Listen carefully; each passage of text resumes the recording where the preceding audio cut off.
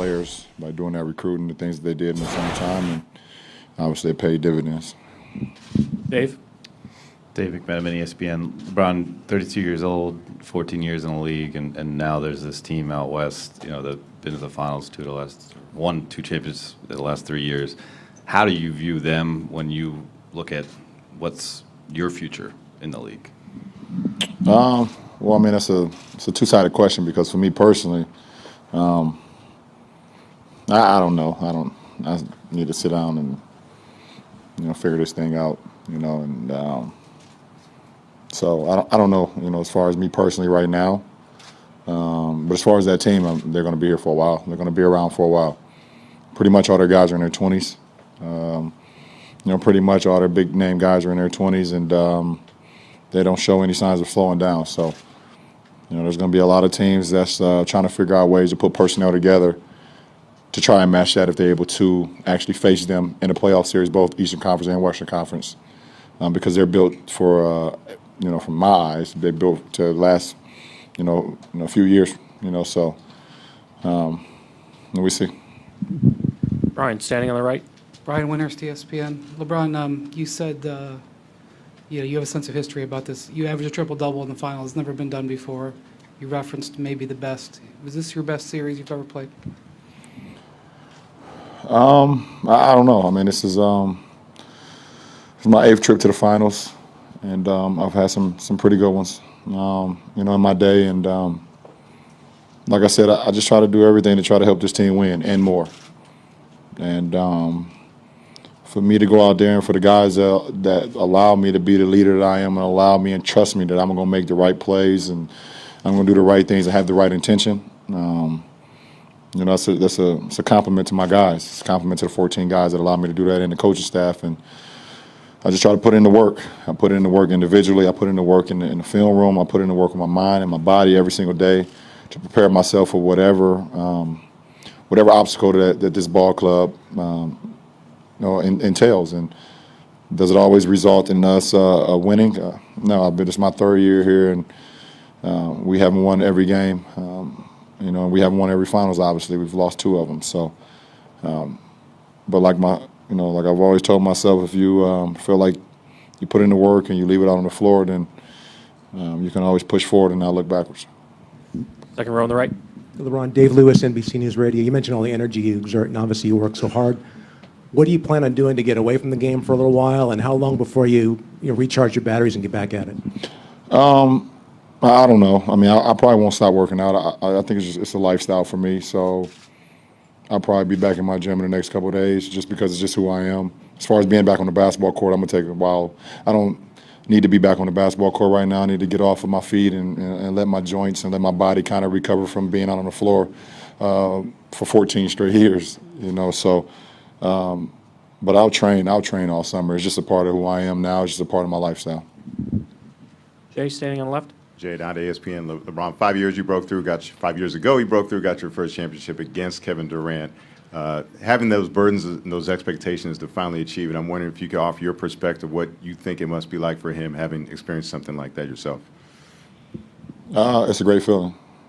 When you're able to work hard, you're able to put in the work and accomplish a feat like that. It's something that we all dream about, growing up in our inner cities, along the hard work and, through high school, through college, if you went to college, and through the NBA, you always hope that you'd be in a position to be able to not only compete for a championship but win a championship. And, it's a great feeling.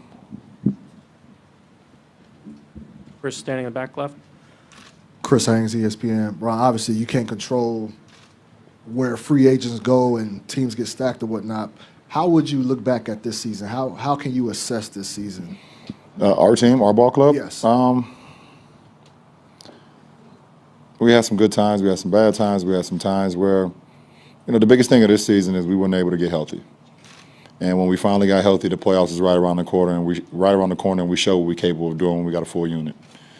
It would have been great to see us at a full unit throughout the whole season so we can continue to build the camaraderie and build the chemistry out on the floor. So, you don't have to wait till April to see what you're capable of doing. And yes, we were able to hit the switch, but those games in January, those games, in November, and games that people think that's not important, they're important to me.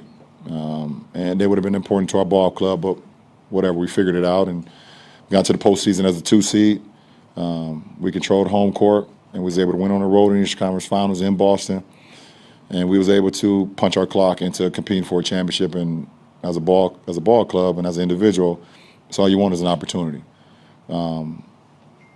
Obviously, we ran against, like I said, a worthy opponent, one of the best playoff teams that this league has ever seen, obviously. And we weren't able to get over the hump and accomplish what we ultimately wanted to do.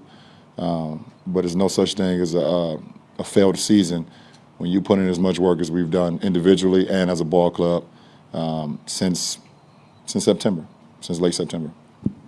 Rachel and Eric, last two.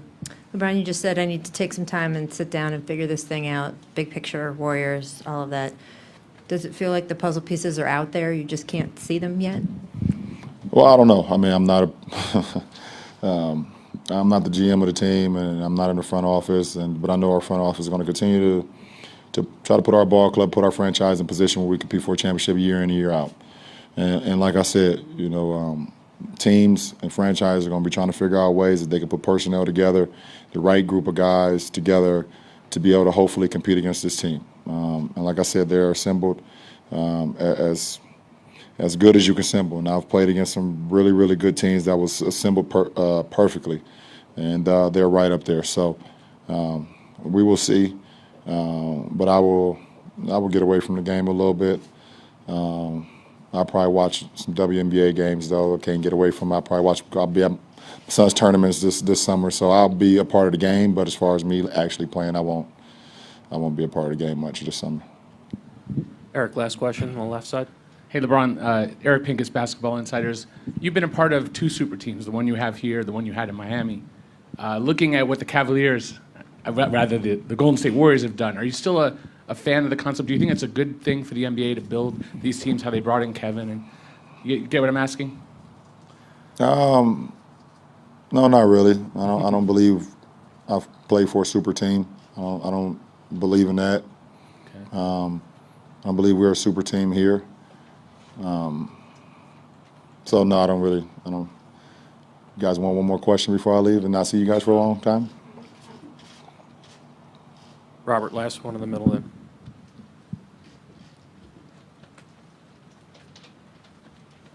Robert Littell, Black Sports Online. It was mentioned before that Kevin Durant lost his first NBA Finals when you won your first NBA Finals. Kind of fast forwarding to right now, how is he a different player and a different person since you do know him personally? And even though you're, obviously you're upset because you lost, how do you feel about, him winning that first championship? Well, I'm not happy he won his first.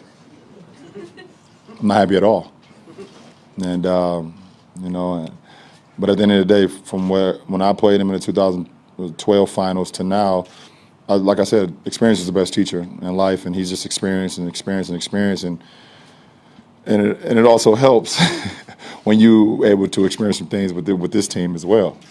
And he felt like he needed to reassemble and reassess his career and come here. So like I said, having, getting that first championship for me was like having my first son. Just a proud moment.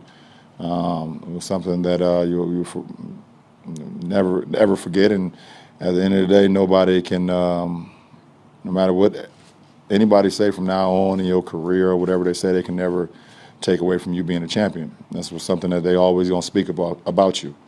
It may be like the last thing they may say, but they always gonna have to say that you're a champion. And like I said, when you put in the work and things pay off, then you can always be okay with whatever else that happens in your career. Thank you, LeBron.